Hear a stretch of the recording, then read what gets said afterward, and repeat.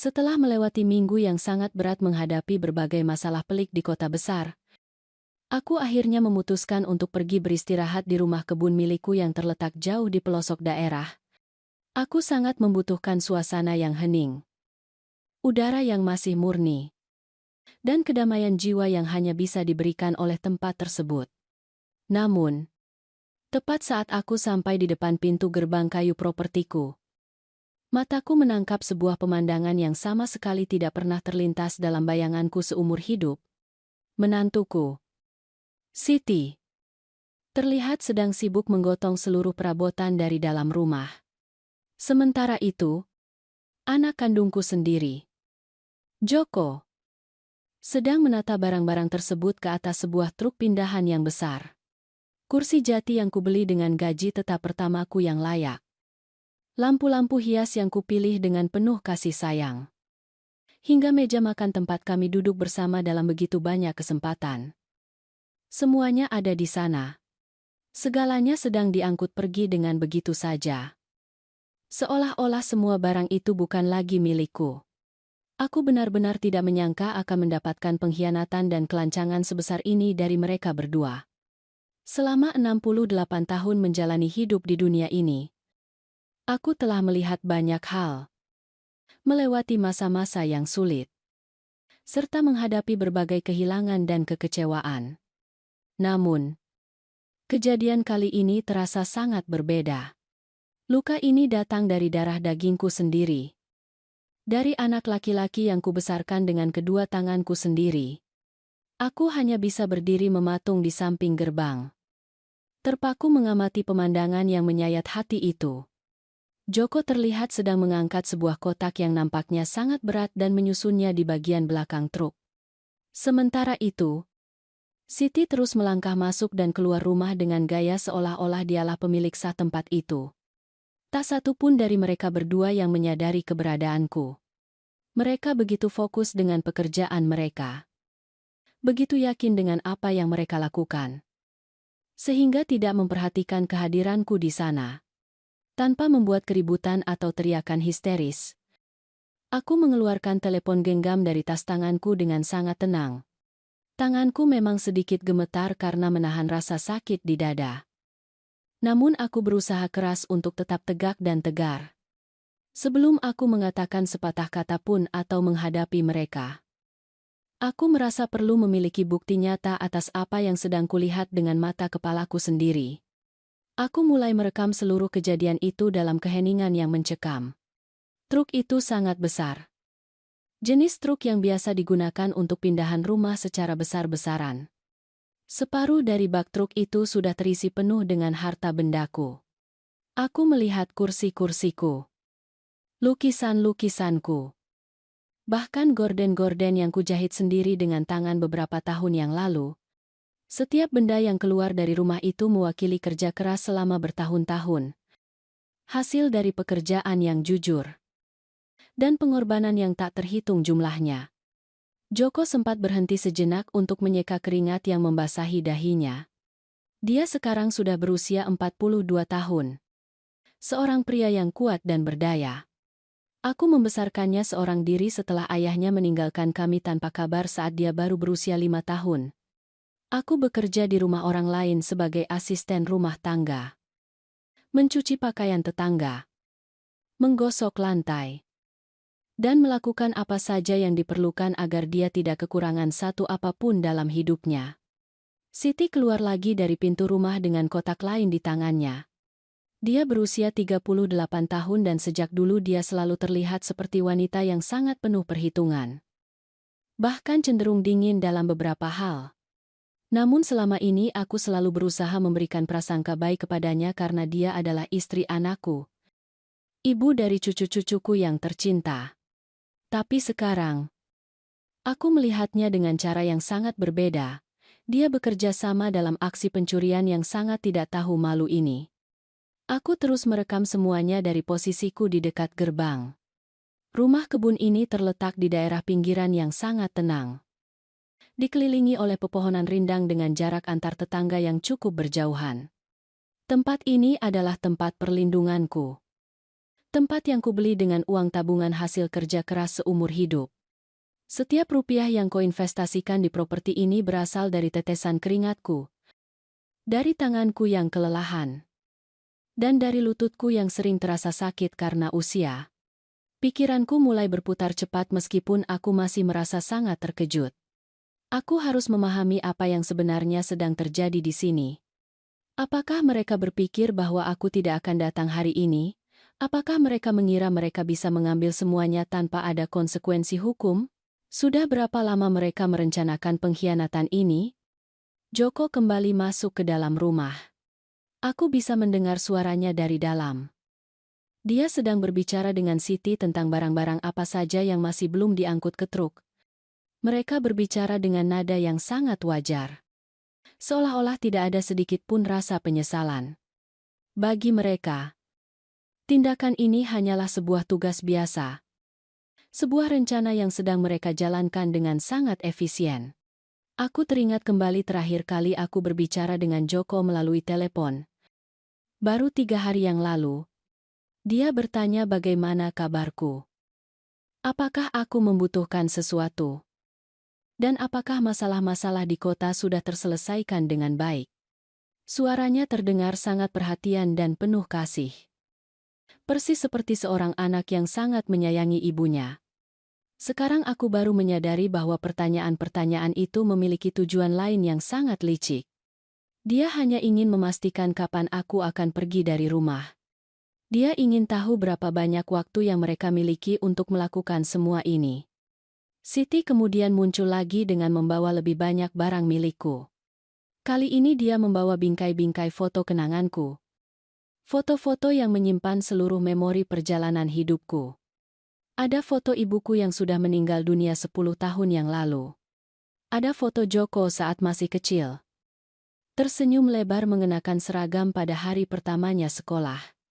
Ada juga foto mendiang suamiku, yang diambil beberapa bulan sebelum dia meninggalkan kami.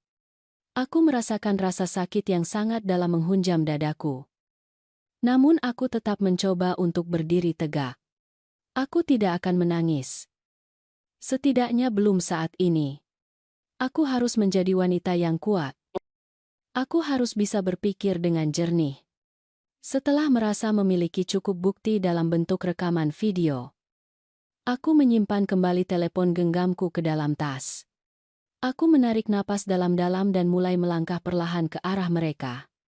Langkah kakiku di atas tanah jalanan itu terdengar sangat lembut. Sinar matahari sore menciptakan bayangan panjang di atas tanah. Di kejauhan, terdengar suara kicauan burung yang seolah-olah tidak peduli dengan drama manusia yang sedang terjadi saat ini. Alam tetap berjalan seperti biasa sementara duniaku serasa sedang runtuh berantakan. Ketika aku sudah berada hanya beberapa meter dari truk, Joko akhirnya menyadari kehadiranku. Ekspresi wajahnya berubah seketika. Rasa terkejut terpancar jelas di wajahnya, yang kemudian dengan cepat diikuti oleh sesuatu yang tampak seperti rasa takut atau rasa bersalah. Dia sampai menjatuhkan kotak yang ada di tangannya. Suara benturan keras itu membuat Siti berlari keluar dari dalam rumah. Dia juga melihatku dan langsung mematung di depan pintu. Tak satu pun dari mereka yang berani bersuara selama beberapa detik. Aku menatap mereka dengan tajam. Sebuah tatapan yang mengandung beban pengalaman hidup selama 68 tahun. Tatapan dari seorang ibu yang telah melewati banyak kekecewaan dan mengumpulkan banyak kekuatan. Joko adalah orang pertama yang mencoba untuk berbicara. Dia membuka mulutnya, tetapi kata-kata seolah tidak bisa keluar dengan mudah. Aku langsung mengangkat tanganku, memintanya untuk diam. Sekarang bukan saatnya bagiku untuk mendengarkan alasan-alasan kosong atau kebohongan mereka lagi. Pertama-tama, aku perlu memproses sepenuhnya apa yang sedang kulihat dan apa arti dari semua tindakan ini. Aku berjalan perlahan menuju truk dan melongo ke bagian dalamnya. Di sana, aku melihat seluruh hidupku telah dikemas layaknya barang dagangan yang bisa diambil begitu saja oleh siapapun. Perabotan yang kupilih dengan penuh ketelitian. Benda-benda yang telah menemaniku selama bertahun-tahun. Segala hal yang memberiku kenyamanan di masa tuaku. Siti melangkah maju dan mulai meracau tentang niat mereka untuk membantu. Untuk merapikan barang. Atau sekadar melakukan kebaikan. Suaranya terdengar sangat gugup dan dibuat-buat. Aku langsung memotong bicaranya dengan satu kata yang keluar dengan sangat tegas dari bibirku. Cukup. Hanya itu. Cukup. Joko mencoba mendekatiku. Aku bisa melihat di matanya sebuah upaya untuk kembali memanipulasiku. Sebuah ekspresi yang biasa dia gunakan sejak kecil setiap kali dia ketahuan berbuat salah. Namun, aku bukan lagi ibu yang akan luluh begitu saja karena setiap alasan yang dibuatnya. Tahun-tahun yang kulalui telah mengajariku cara mengenali kebohongan dan mendeteksi pengkhianatan. Bahkan ketika itu dibungkus dengan kata-kata manis. Aku menyuruhnya untuk jangan bergerak dan tetap diam di tempat dia berdiri sekarang. Suaraku terdengar jauh lebih keras dan tegas dari yang kubayangkan sebelumnya. Itu adalah suara dari seorang wanita yang sudah didorong terlalu jauh. Seorang wanita yang telah menaruh kepercayaan terlalu besar dan sekarang harus menghadapi kenyataan pahit dari kepercayaan buta tersebut. Untuk memahami bagaimana aku bisa sampai pada titik mengerikan di depan rumahku sendiri. Melihat anak kandungku merampokku. Aku harus memutar kembali waktu. Aku perlu menceritakan bagaimana sejarah hidupku. Bagaimana aku membangun semua yang sedang coba mereka ambil sekarang. Dan bagaimana aku bisa memiliki rumah kebun ini yang merupakan buah dari pengorbanan selama puluhan tahun. Aku lahir di sebuah desa kecil. Dari keluarga sangat sederhana yang bahkan sering kesulitan untuk sekadar makan. Sejak kecil, aku sudah belajar bahwa tidak ada satupun hal di hidup ini yang diberikan secara cuma-cuma. Segala sesuatu harus diraih dengan kerja keras dan cucuran keringat. Ibuku mencuci pakaian orang lain untuk menghidupi kami. Dan ayahku bekerja di ladang dari terbit matahari hingga senja tiba. Ketika aku berusia 18 tahun, aku bertemu dengan Roberto. Dia adalah pria yang giat bekerja, jujur, dan memiliki impian besar untuk maju dalam hidup. Kami menikah saat masih sangat muda. Dengan hati penuh harapan dan rencana untuk masa depan. Dia bekerja serabutan di proyek bangunan.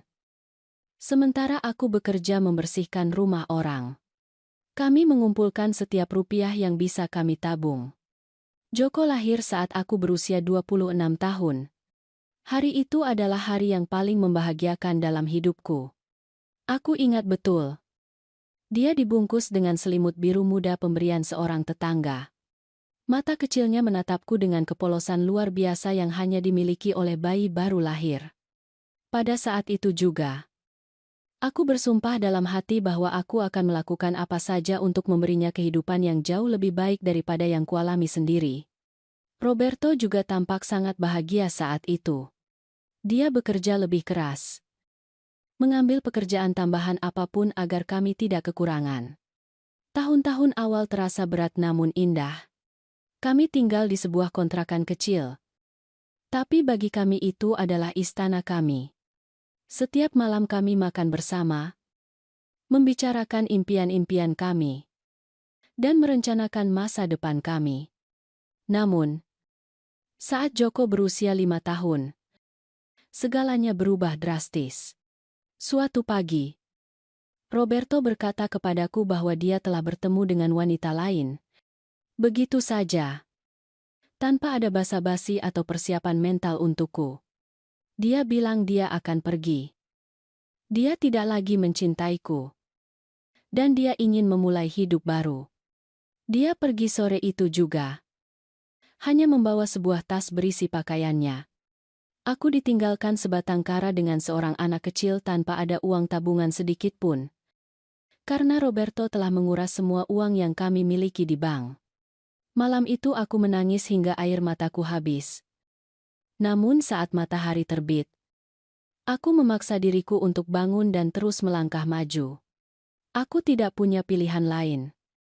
Joko sangat membutuhkanku. Aku akhirnya mendapatkan pekerjaan sebagai petugas kebersihan di kantor-kantor pada malam hari. Di siang hari, Aku mengurus Joko sambil menerima jahitan dari para tetangga. Aku hanya tidur 3 atau 4 jam setiap malam. Namun aku tidak pernah membiarkan anakku merasa kekurangan. Dia selalu punya makanan di atas meja, pakaian yang bersih, dan peralatan sekolah yang lengkap. Tahun-tahun berlalu dan Joko pun tumbuh besar. Dia adalah anak yang cerdas, penuh rasa ingin tahu, dan sangat menyayangiku. Aku bekerja tanpa kenal lelah agar bisa membiayai pendidikannya yang layak. Aku ingin dia sekolah tinggi, memiliki kesempatan yang tidak pernah kudapatkan, agar dia tidak perlu menggosok lantai orang lain hanya untuk bertahan hidup. Ketika Joko berusia 15 tahun, aku mendapatkan pekerjaan yang lebih baik di sebuah perusahaan jasa pembersih yang gajinya lebih besar. Sejak saat itu, aku mulai menabung dengan sangat disiplin. Setiap rupiah yang tersisa setelah membayar sewa rumah dan makan, langsung kumasukkan ke rekening khusus. Aku memiliki satu impian besar, membeli properti sendiri. Sebuah tempat yang tidak bisa diambil oleh siapapun dari tangan kami. Joko menyelesaikan sekolah menengahnya dengan nilai-nilai yang sangat membanggakan. Aku sungguh bangga padanya. Dia kemudian masuk ke universitas untuk mengambil jurusan manajemen bisnis. Sambil kuliah, dia bekerja paruh waktu di sebuah toko. Namun aku tetap membantunya semampuku. Aku membayar sebagian biaya kuliahnya, membelikannya buku-buku, dan memastikan dia tidak kekurangan suatu apapun. Selama masa-masa kuliah itulah dia bertemu dengan Siti. Siti berasal dari keluarga yang kondisi ekonominya jauh lebih mapan daripada kami. Pada awalnya, dia terlihat seperti gadis yang sopan. Meskipun aku selalu merasakan adanya jarak dalam caranya berinteraksi denganku. Namun, karena anakku jatuh cinta padanya dan aku ingin melihatnya bahagia, aku merestui hubungan mereka. Mereka menikah saat Joko berusia 25 tahun. Aku mengadakan pesta pernikahan yang sederhana dengan menggunakan uang tabungan yang sebenarnya kusiapkan untuk membeli properti. Aku tidak keberatan menggunakan tabungan itu karena aku ingin anakku memiliki kenangan indah di hari pernikahannya. Siti sempat mengeluh bahwa acaranya terlalu sederhana. Tetapi Joko terlihat bahagia. Mereka kemudian tinggal di sebuah apartemen sewa. Aku sendiri terus bekerja keras, mengumpulkan kembali tabungan rupiah demi rupiah. Saat itu usiaku sudah mencapai 50 tahun. Dan tubuhku mulai merasakan dampak dari kerja fisik yang terlalu berat selama bertahun-tahun. Lututku sering terasa sakit. Punggungku terasa pegal setiap pagi. Namun aku tidak pernah menyerah. Pada saat usiaku mencapai 55 tahun, impianku akhirnya terwujud. Aku menemukan sebuah rumah kebun di pelosok daerah. Beberapa jam perjalanan dari kota besar. Tempat itu sangat indah. Dikelilingi pepohonan. Udaranya segar. Dan sangat sunyi. Rumahnya memang butuh banyak perbaikan. Namun harganya sesuai dengan tabungan yang sudah kukumpulkan selama puluhan tahun. Aku menggunakan seluruh tabunganku untuk uang muka dan mengambil pinjaman untuk melunasi sisanya. Selama tahun-tahun berikutnya, aku bekerja tanpa henti untuk melunasi pinjaman tersebut. Terkadang aku mengambil pekerjaan tambahan di akhir pekan, mengorbankan kebutuhan pribadiku agar tidak terlambat membayar angsuran bulanan. Sedikit demi sedikit, aku mulai mengisi perabotan di rumah kebun itu. Setiap barang yang kubeli dipilih dengan sangat hati-hati, memikirkan kenyamanan dan keawetannya. Aku memang tidak sanggup membeli barang mewah. Namun aku mencari barang berkualitas baik yang bisa menemaniku hingga bertahun-tahun ke depan. Joko dan Siti sesekali mengunjungiku di sana. Joko tampak senang melihatku akhirnya punya tempat sendiri. Siti sering berkomentar tentang betapa sederhananya segala sesuatu di sana. Namun aku tidak menghiraukannya. Bagiku, rumah kebun itu adalah puncak dari perjuangan selama puluhan tahun. Sebuah penghargaan bagi diriku yang tidak pernah menyerah. Ketika aku genap berusia 60 tahun, Aku akhirnya melunasi seluruh pinjaman itu. Hari itu aku menangis bahagia. Rumah kebun itu kini sepenuhnya milikku. Tanpa utang. Tanpa beban. Tidak ada seorang pun yang bisa mengambilnya dariku. Atau begitulah yang kuyakini saat itu. Sebelum aku menyadari bahwa pengkhianatan justru akan datang dari arah yang paling tidak kuduga. Beberapa tahun terakhir kuhabiskan untuk mempercantik propertiku. Aku menanam pohon buah-buahan, memperbaiki atap, dan mengecat dinding. Setiap perbaikan kulakukan dengan memikirkan masa depanku. Tempat di mana aku akan menghabiskan masa tuaku dengan tenang dan penuh martabat. Joko seolah-olah mendukung usahaku. Dia sering menelepon, menanyakan perkembangan perbaikan rumah, dan mengatakan betapa senangnya dia melihatku menikmati masa tuaku di sana. Aku percaya padanya sepenuhnya. Dia adalah anakku. Orang yang menjadi alasan mengapa aku mengorbankan seluruh hidupku. Siti melahirkan 2 anak. Mereka adalah cucu-cucuku yang manis. Aku sangat memuja mereka dan mengunjungi mereka di kota setiap kali ada kesempatan. Aku membawakan mereka hadiah, menghabiskan waktu bersama, dan menceritakan berbagai dongeng. Aku merasa seluruh pengorbananku akhirnya membuahkan hasil yang manis. Aku punya rumah sendiri, keluarga yang lengkap, dan cucu-cucu yang menggemaskan. Namun, 6 bulan yang lalu, Joko mulai bertanya-tanya tentang dokumen kepemilikan rumah kebun itu. Dia bilang sangat penting untuk merapikan semua berkas. Mengingat usiaku sekarang, agar semua surat-surat tersimpan dengan aman. Aku sama sekali tidak menaruh curiga saat itu. Kupikir itu adalah bentuk perhatian yang tulus dari seorang anak kepada ibunya. Aku menunjukkan kepadanya di mana aku menyimpan semua dokumen tersebut dan menjelaskan bagaimana semuanya tertata. Dia sempat mengambil foto beberapa surat. Katanya untuk cadangan jika suatu saat terjadi sesuatu. Aku mempercayainya tanpa ragu sedikit pun. Bulan-bulan setelah pembicaraan tentang dokumen itu berlalu dengan normal, aku membagi waktuku antara di kota, di mana aku masih melakukan beberapa pekerjaan pembersihan ringan, agar tetap aktif dan punya penghasilan tambahan. Dengan rumah kebun di mana aku menghabiskan akhir pekan untuk beristirahat dari kebisingan kota, rutinitasku di kota cukup sederhana namun membuatku tetap sibuk. Aku bangun pagi, menyiapkan sarapan sederhana, lalu berangkat bekerja.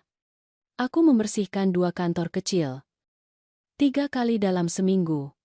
Uangnya memang tidak seberapa, tapi cukup untuk biaya hidup sehari-hari dan sesekali memanjakan cucu-cucuku.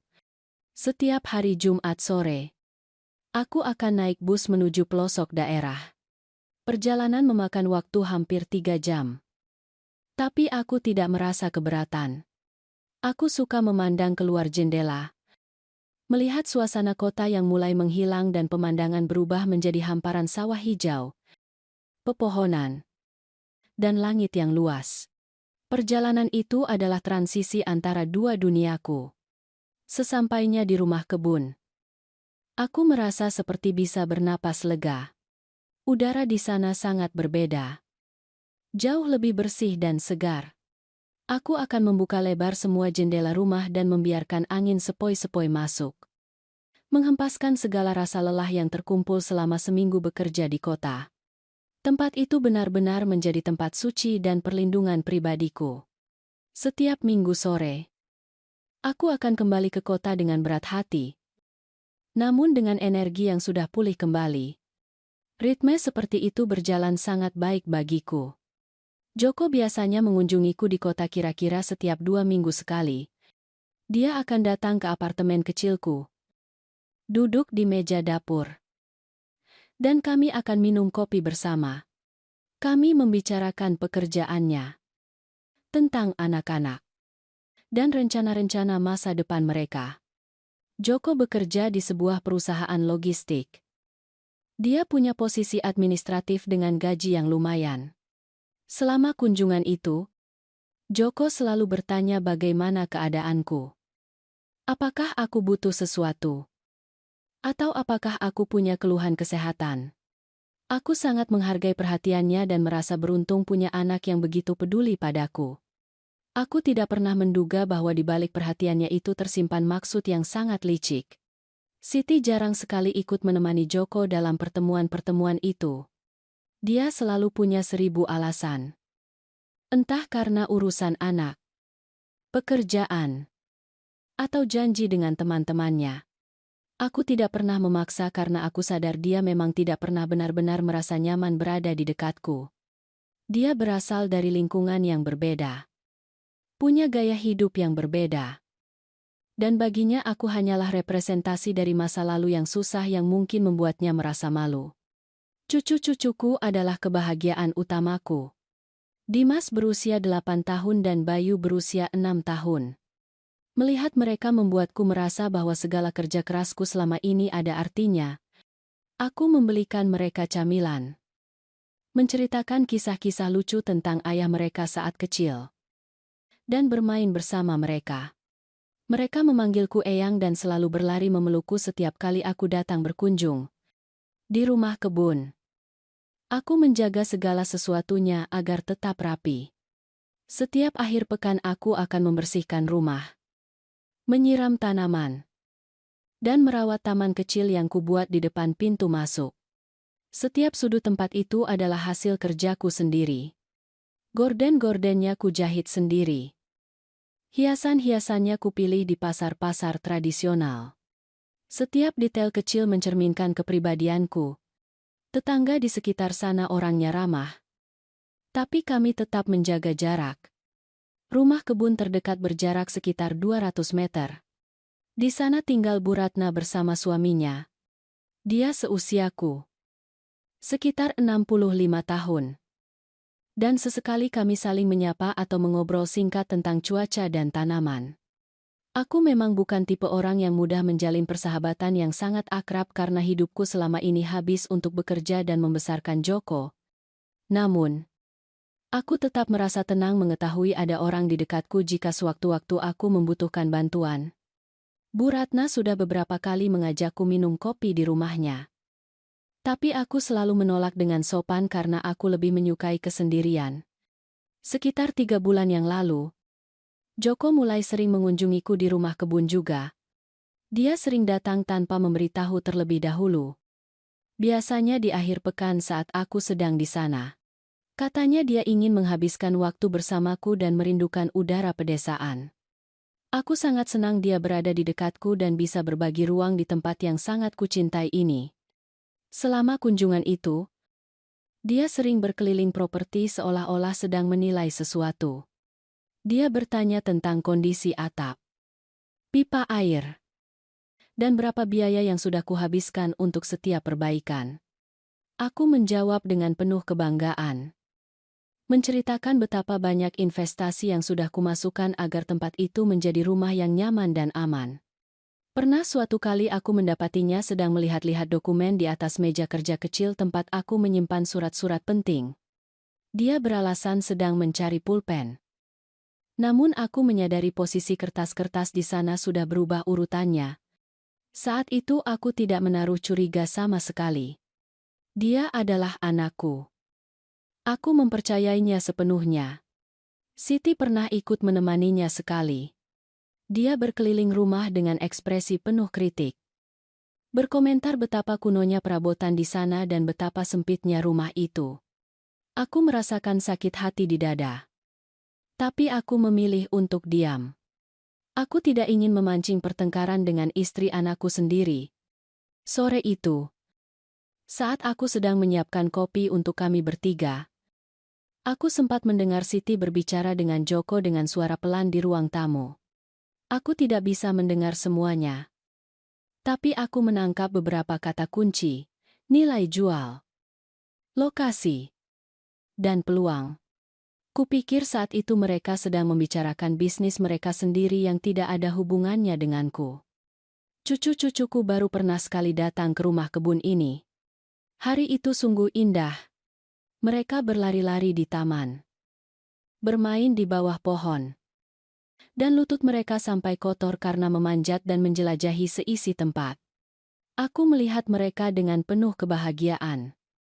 Membayangkan bahwa mungkin suatu hari nanti mereka jugalah yang akan menikmati tempat ini, dan rumah kebun ini akan diwariskan kepada generasi berikutnya dalam keluarga kami. Joko mengambil banyak sekali foto hari itu, foto rumah, tanah, dan setiap sudut properti tersebut. Katanya dia ingin punya kenang-kenangan indah di tempat yang spesial ini. Aku pun berpose dengan senyum lebar bersama cucu-cucuku. Tanpa tahu bahwa foto-foto itu nantinya akan digunakan untuk tujuan lain yang sangat berbeda. 2 bulan yang lalu, Joko memintaku untuk memberinya salinan kunci rumah kebun. Dia beralasan demi keamanan. Agar jika terjadi sesuatu padaku atau ada keadaan darurat, dia bisa segera masuk untuk menolongku. Bagiku itu adalah permintaan yang sangat masuk akal dari seorang anak yang perhatian. Aku memberikan kunci itu tanpa keraguan sedikitpun. Seminggu setelah aku memberikan kunci itu, Joko memberitahu bahwa dia sempat mampir ke rumah kebun di hari biasa untuk memastikan semuanya baik-baik saja. Dia bilang dia mendapati ada jendela yang agak longgar dan sudah diperbaikinya. Aku berterima kasih padanya karena sudah peduli menjaga propertiku seolah-olah itu miliknya sendiri. Padahal, aku tidak tahu bahwa kunjungannya saat itu bukan untuk membantuku. Bu Ratna kemudian bercerita padaku bahwa dia melihat ada truk parkir di depan rumahku hari itu. Dia melihat beberapa orang keluar masuk. Dan dia melihat Joko sedang mengukur dinding serta mencatat sesuatu. Tapi saat itu aku belum tahu apa-apa. Hubunganku dengan Joko justru terasa lebih dekat dari sebelumnya. Kami menelepon hampir setiap hari. Dia menanyakan kesehatanku, pekerjaanku, dan rencana-rencanaku. Aku menceritakan segalanya. Merasa sangat terberkati karena setelah bertahun-tahun penuh pengorbanan, akhirnya kami memiliki hubungan yang sangat baik. Siti pun mulai bersikap lebih manis padaku. Dia sesekali menelepon, menanyakan kabarku, dan mengajakku makan malam di rumahnya. Aku menyambut ajakan itu dengan penuh sukacita. Mengira bahwa akhirnya aku berhasil mendapatkan hatinya. Betapa naifnya aku sampai tidak bisa melihat tanda-tanda yang ada. Tanda nyata pertama bahwa ada sesuatu yang tidak beres muncul 6 minggu yang lalu. Saat itu hari Selasa sore. Aku sedang beristirahat di apartemenku di kota setelah membersihkan salah satu kantor. Telepon genggamku berdering dari nomor yang tidak kukenal. Aku sempat ragu untuk mengangkatnya. Tapi akhirnya kuangkat juga. Seorang pria di ujung telepon mengaku sebagai pegawai dari kantor notaris. Dia bertanya apakah aku adalah Ibu Hortensia, pemilik sah dari rumah kebun di daerah pelosok. Ketika aku membenarkannya, dia bilang mereka perlu memverifikasi beberapa data karena ada permohonan pengurusan berkas terkait propertiku tersebut. Dia bertanya apakah aku sedang memulai proses hukum atau pengalihan hak milik. Aku menjawab dengan tegas bahwa tidak ada proses apapun yang sedang kujalankan. Pria itu terdiam sejenak. Lalu berkata bahwa itu aneh karena mereka memegang dokumen dengan tanda tanganku yang mengajukan evaluasi properti untuk kemungkinan dijual. Aku merasakan hawa dingin menjalar di punggungku. Aku tidak pernah menandatangani surat semacam itu.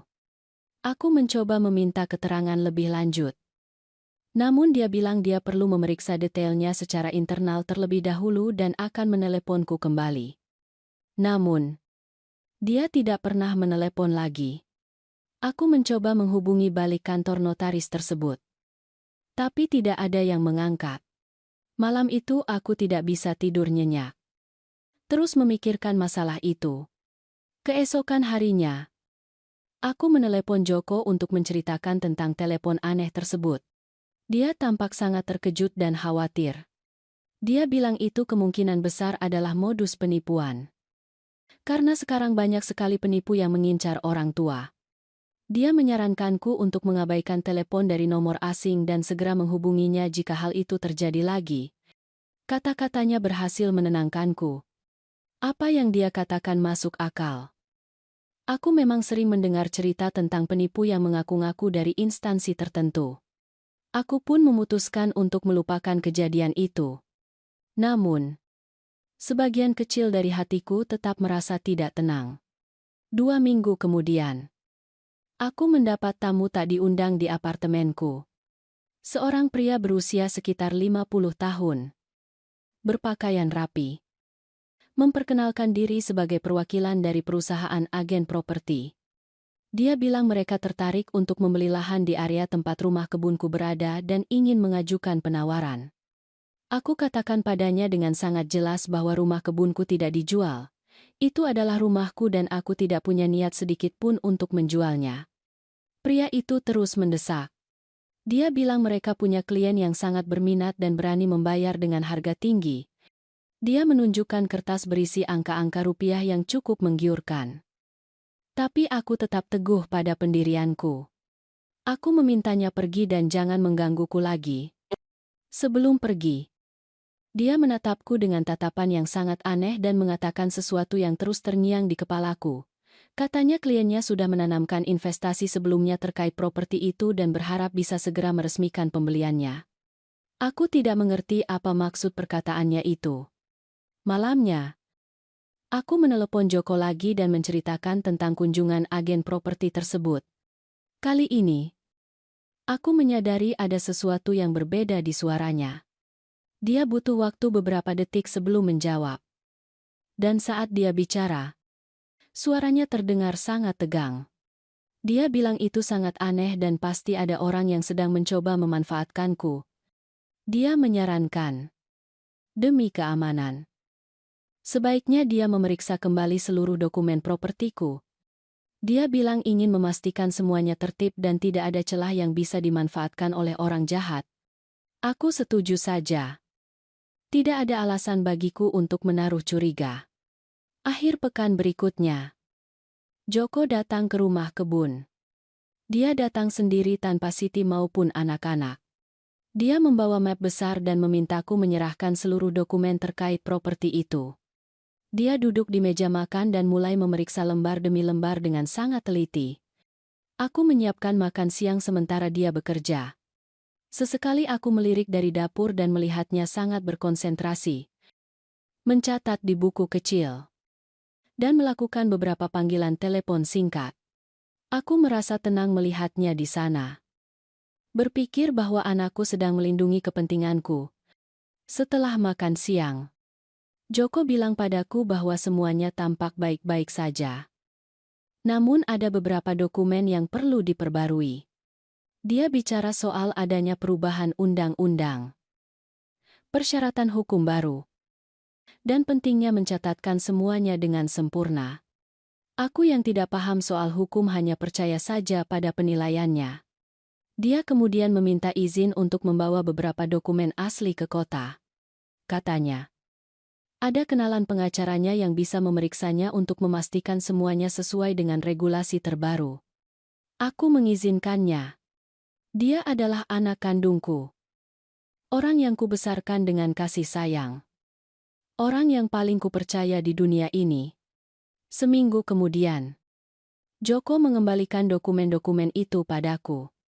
Dia menjelaskan bahwa pengacaranya sudah melakukan beberapa koreksi kecil dan semuanya sekarang sudah sempurna. Dia menunjukkan berkas-berkas dengan stempel resmi dan tanda tangan yang tidak kukenal. Dia bilang itu adalah sertifikasi yang diperlukan dan pembaruan registrasi. Aku pun menandatangani bagian yang dia tunjukkan. Aku menandatanganinya tanpa membaca secara menyeluruh dan tanpa memahami sepenuhnya istilah-istilah hukum di sana. Hanya karena aku percaya anakku tidak akan pernah mencelakaiku. Tanda tangan yang kububuhkan hari itu pada dokumen yang tidak kupahami sepenuhnya. Ternyata akan digunakan nantinya dengan cara yang tidak pernah kubayangkan. Minggu berikutnya, Joko terasa sangat hadir dalam hidupku. Dia terus-menerus mengunjungiku, meneleponku setiap hari, dan bersikap sangat perhatian. Aku merasa sangat bahagia dengan kedekatan ini. Merasa akhirnya impianku memiliki anak yang penyayang terwujud. Siti pun berubah sikapnya. Dia sering mengajakku ke rumahnya, memasak untukku, dan melibatkan diriku dalam setiap rencana keluarga. Cucu-cucuku pun menghabiskan lebih banyak waktu bersamaku. Aku merasa menjadi bagian dari keluarga yang utuh. Sesuatu yang sangat kuidamkan selama bertahun-tahun. Aku tidak menyadari bahwa semua kasih sayang yang tiba-tiba itu hanyalah bagian dari sebuah rencana yang penuh perhitungan. 1 bulan yang lalu, Joko mengajukan sebuah usul yang saat itu terasa seperti bentuk perhatiannya yang tulus. Dia bilang dia sudah bicara dengan Siti dan mereka memutuskan bahwa di usiaku yang sekarang, sebaiknya aku tidak perlu lagi bekerja membersihkan kantor. Mereka ingin aku benar-benar pensiun dan menikmati masa tuaku tanpa perlu memikirkan beban apapun. Dia berjanji mereka akan membantuku secara ekonomi jika diperlukan, agar aku tidak terus-menerus memforsir kesehatanku demi penghasilan tambahan. Aku sangat terharu dengan usulannya itu. Aku merasa dihargai, dijaga, dan dicintai. Akhirnya aku setuju dan berhenti dari semua pekerjaan pembersihanku. Dengan waktu luang yang lebih banyak, aku mulai menghabiskan hari-hari lebih lama di rumah kebun. Tidak hanya di akhir pekan, tapi juga beberapa hari di tengah minggu. Aku sangat menikmati ketenangan taman dan tanaman-tanamanku. Aku merasa damai, tanpa menduga sedikitpun bahwa kedamaian itu akan segera hancur dengan cara yang sangat kejam. 3 minggu yang lalu, aku memutuskan untuk pergi ke rumah kebun pada hari Rabu. Biasanya aku baru pergi hari Jumat. Tapi hari itu aku merasa sangat lelah dengan kebisingan kota dan ingin mempercepat perjalananku. Aku naik bus pagi-pagi sekali dan sampai sebelum tengah hari. Saat aku berjalan kaki dari tempat pemberhentian bus menuju propertiku, aku melihat ada mobil terparkir di dekat gerbang. Aku tidak mengenali mobil itu. Aku merasa heran karena biasanya tidak pernah ada kendaraan lain di area itu pada hari kerja. Aku melangkah lebih lambat dan hati-hati. Saat sudah dekat, aku melihat itu adalah mobil sewaan dari sebuah rental mobil. Tidak ada orang di dalamnya. Aku menoleh ke arah rumah dan mendapati pintu depannya sedikit terbuka.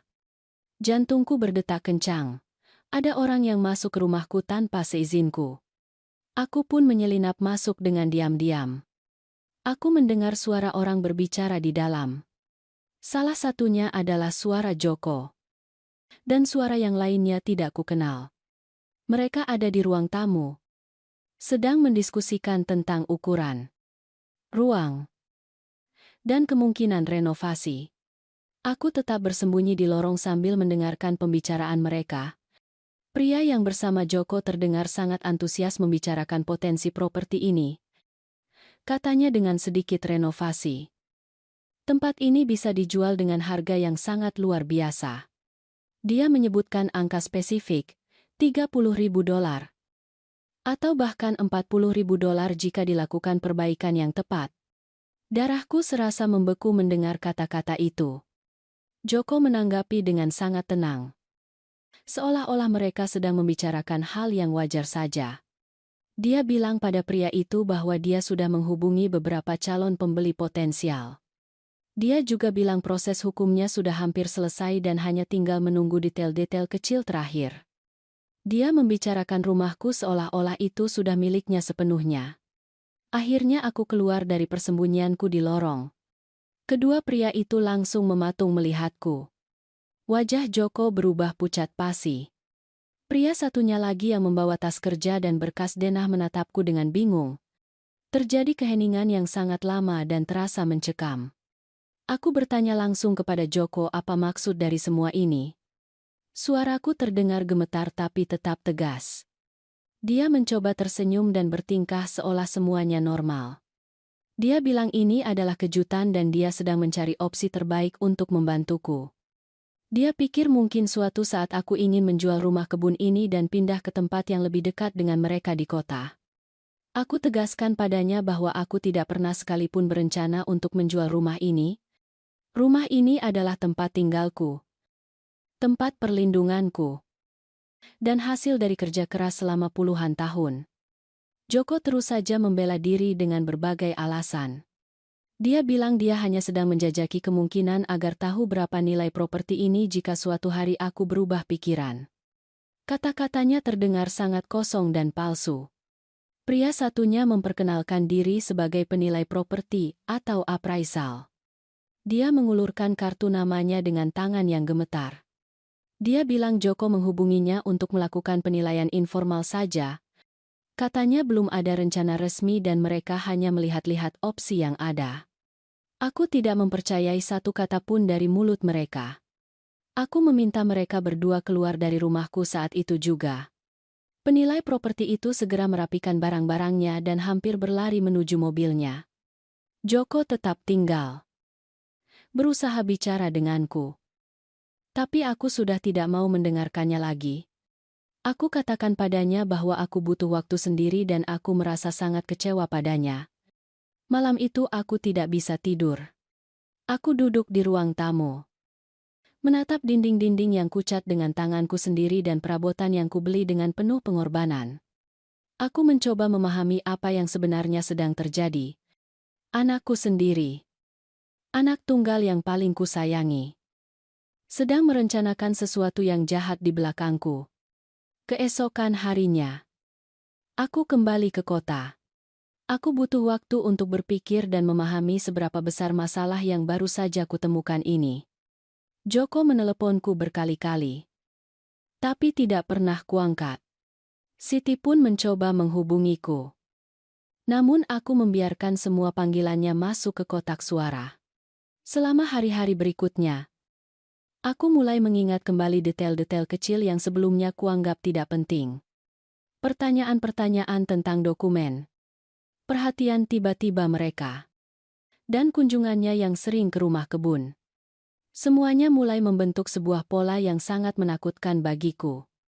Aku pun memutuskan untuk bicara dengan Bu Ratna, tetanggaku di rumah kebun.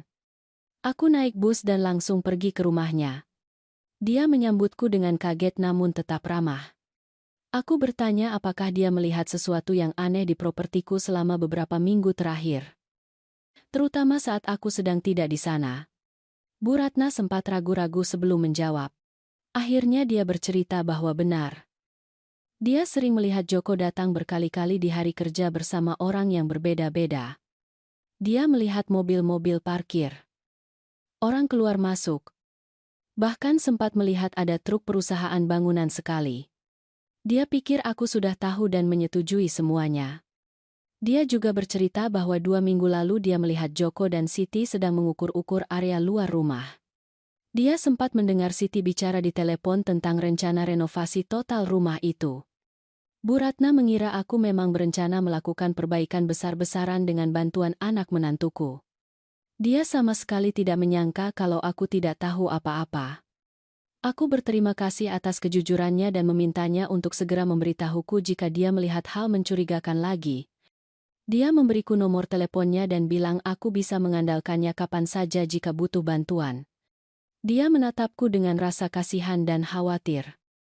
Seolah dia sudah paham apa yang sedang terjadi tanpa perlu kujelaskan lebih jauh. Aku kembali ke apartemenku di kota dengan hati yang hancur berkeping-keping. Pengkhianatan ini jauh lebih buruk daripada yang kubayangkan. Ini bukan hanya sekadar ide lewat di kepala Joko, diharanjakara Joko, tapi sebuah rencana matang yang sudah berjalan selama berbulan-bulan. Dia sudah meluangkan waktu untuk mendatangkan penilai, merencanakan renovasi, dan bahkan mencari calon pembeli. Sore itu, akhirnya aku mengangkat salah satu panggilan telepon dari Joko. Suaranya terdengar sangat gelisah. Dia meminta maaf berkali-kali. Dia bilang dia sudah salah langkah. Tapi niatnya sebenarnya baik. Dia mencoba meyakinkanku bahwa dia hanya ingin menjamin masa depanku. Karena menurutnya menjual rumah kebun dan menyimpan uangnya di bank akan jauh lebih baik bagiku di usia tua ini. Aku bertanya langsung kepadanya apakah dia sudah melakukan sesuatu terhadap dokumen-dokumen yang kuberikan padanya dulu. Terjadi keheningan yang sangat lama. Kemudian dia bilang dia hanya memperbarui beberapa registrasi seperti yang pernah dia jelaskan padaku. Dan semuanya legal. Namun nada suaranya memberitahuku bahwa ada hal lain yang masih dia sembunyikan. Aku menuntutnya untuk segera mengembalikan seluruh dokumen asliku. Dia bilang dia menyimpannya di tempat yang aman dan akan membawakannya kapanpun aku mau. Aku tegaskan bahwa aku ingin dokumen itu dikembalikan saat itu juga. Akhirnya kami sepakat untuk bertemu besok sore di apartemenku. Joko datang besok sorenya dengan membawa map berisi dokumen. Dia menyerahkannya kepadaku dalam diam. Aku memeriksanya satu persatu. Tapi sejujurnya aku tidak paham sepenuhnya apa yang kulihat. Kertas-kertas itu penuh dengan istilah hukum, stempel, dan tanda tangan. Beberapa di antaranya terlihat berbeda dari yang kuingat. Aku pun memintanya segera pergi dari situ. Sebelum keluar, dia mencoba memelukku. Tapi aku menolaknya. Aku melihat ada air mata di matanya. Tapi itu tidak lagi membuatku luluh. Dia sudah menghancurkan kepercayaanku. Sesuatu telah rusak dan mungkin tidak akan pernah bisa diperbaiki lagi. Setelah dia pergi, aku mengunci pintu dan sendirian merenungi dokumen-dokumen tersebut. Selama beberapa hari, aku terus mencoba memahami isi surat-surat itu. Ada satu surat yang sangat membuatku khawatir. Itu adalah dokumen pemberian wewenang yang pernah kutandatangani. Tapi saat kubaca lebih teliti, aku baru sadar bahwa dokumen itu memberikan izin yang sangat luas. Izin untuk melakukan pengurusan berkas, mewakiliku dalam urusan hukum, bahkan mengambil keputusan penting terkait properti itu.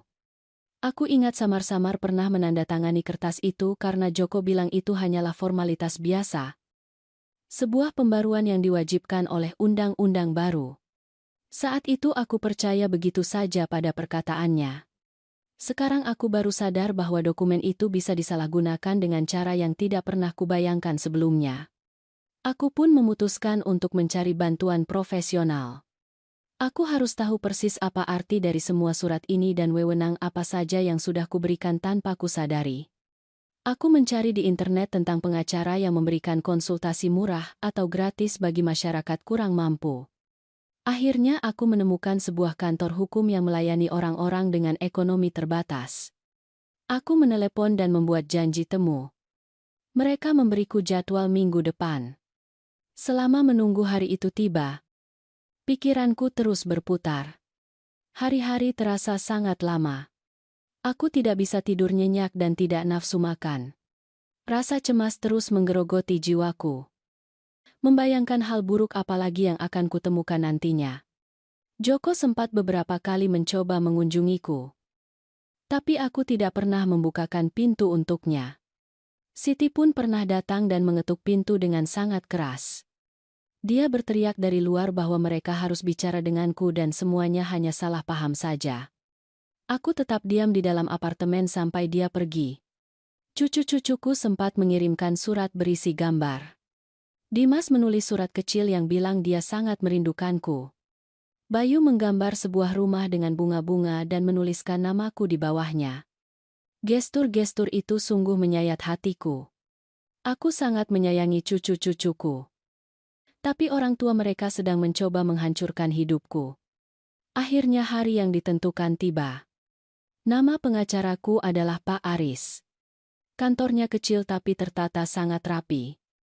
Dia seorang pria berusia sekitar 55 tahun. Pembawaannya serius tapi sangat ramah. Dia menyuguhiku kopi dan memintaku menceritakan seluruh masalahku. Aku ceritakan semuanya kepada Pak Aris. Mulai dari telepon aneh kantor notaris, kunjungan penilai properti, hingga kejadian saat aku memergoki Joko bersama orang lain di rumah kebunku.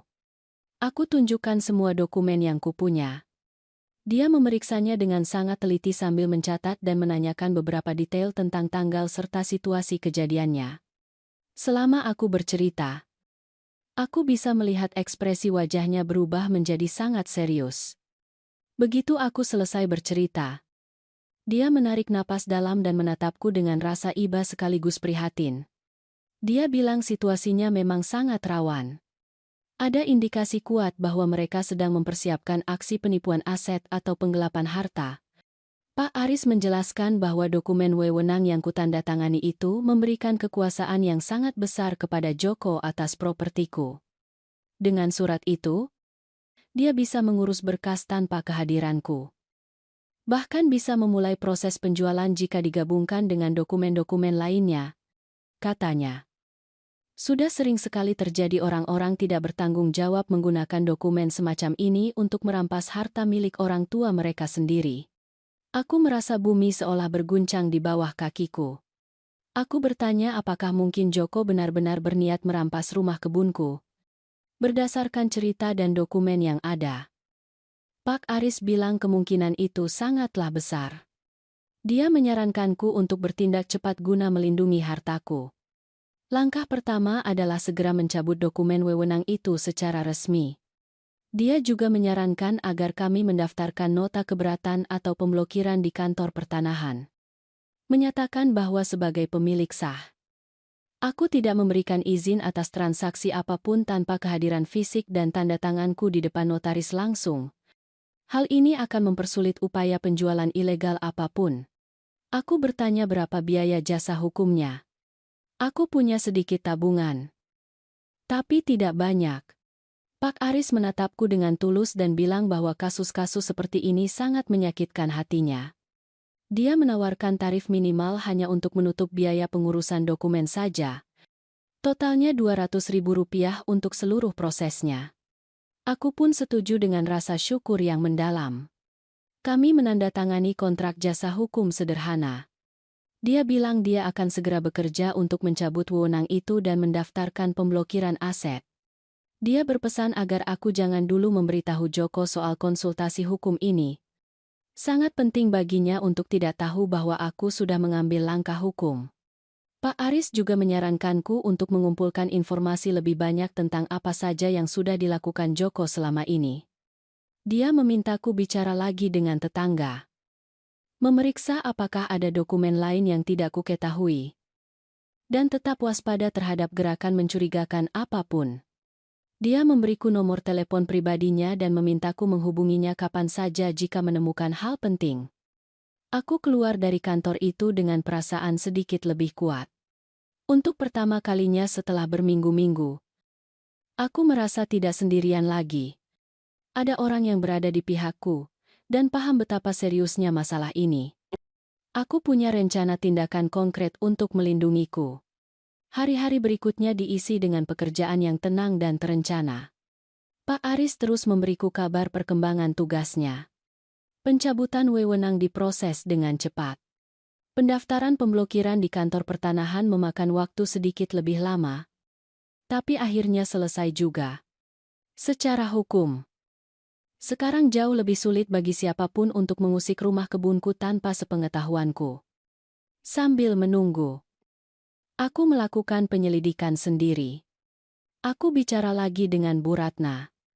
Kali ini aku lebih terbuka menceritakan apa yang sedang kualami.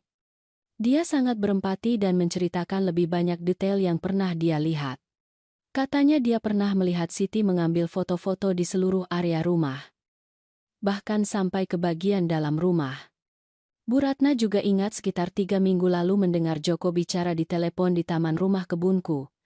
Dia bicara soal tenggat waktu, batas akhir, dan harus menyelesaikan semuanya sebelum aku sadar. Kata-kata itu menegaskan bahwa memang ada rencana dengan jadwal yang sudah mereka tentukan. Aku meminta bantuan Bu Ratna untuk mendokumentasikan jika dia melihat hal mencurigakan lagi, termasuk mengambil foto jika memungkinkan, serta mencatat tanggal dan jam kejadiannya. Dia setuju untuk membantuku. Dia bilang sesama wanita yang sudah berumur harus saling menjaga. Aku merasa sangat bersyukur punya teman di tengah situasi yang mengerikan ini. Joko masih terus menelepon. Aku sesekali mengangkatnya agar tidak menimbulkan kecurigaan. Tapi pembicaraan kami selalu singkat. Dia bersikeras mengajakku bertemu untuk bicara baik-baik. Dia bilang dia rindu. Anak-anak rindu. Dia menggunakan segala macam rayuan emosional untuk meluluhkan hatiku. Siti pun semakin gencar menghubungiku. Dia mengirim pesan panjang lebar soal salah paham dan betapa pentingnya kebersamaan keluarga. Dia bilang Joko hanya ingin yang terbaik untukku dan aku saja yang salah mengartikan semuanya. Kata-katanya penuh dengan manipulasi. Mencoba membuatku meragukan instingku sendiri. Suatu sore, aku mendapat telepon dari nomor yang tidak dikenal. Ternyata dari pegawai perusahaan jasa angkutan atau ekspedisi. Dia bertanya apakah aku mengonfirmasi layanan angkutan yang dijadwalkan untuk minggu depan. Aku jawab bahwa aku tidak pernah memesan jasa angkutan apapun. Dia tampak bingung dan membacakan sebuah alamat. Ternyata itu adalah alamat rumah kebunku. Aku tanya lebih lanjut. Dan dia bilang mereka punya pesanan atas nama Bapak Joko untuk mengangkut perabotan dan barang-barang dari alamat tersebut. Jadwalnya 5 hari lagi dari sekarang. Aku tegaskan padanya untuk membatalkan layanan itu karena itu adalah kesalahan besar. Tidak ada orang yang punya izin untuk memindahkan barang dari rumah itu. Pegawai itu bilang dia harus bicara dengan orang yang memesan karena sudah ada uang muka yang dibayarkan. Dia memberiku nomor kontak si pemesan. Dan benar. Itu adalah nomor telepon Joko. Begitu telepon ditutup, seluruh tubuhku gemetar hebat. Rencana mereka ternyata sudah jauh lebih maju daripada yang kuduga. Aku langsung menelepon Pak Aris dan menceritakan soal telepon dari jasa angkutan itu. Pak Aris pun kaget dan bilang ini membuktikan kecurigaan terburuknya. Dia menyarankanku untuk segera pergi ke rumah kebun dan menetap di sana. Jangan tinggalkan rumah itu sedetik pun sampai masalah hukum ini benar-benar tuntas. Dia juga menyarankanku untuk melaporkan hal ini ke polisi sebagai percobaan penyerobotan harta atau aset. Dia menjelaskan bahwa meskipun Joko adalah anak kandungku, tindakannya adalah sebuah tindak pidana.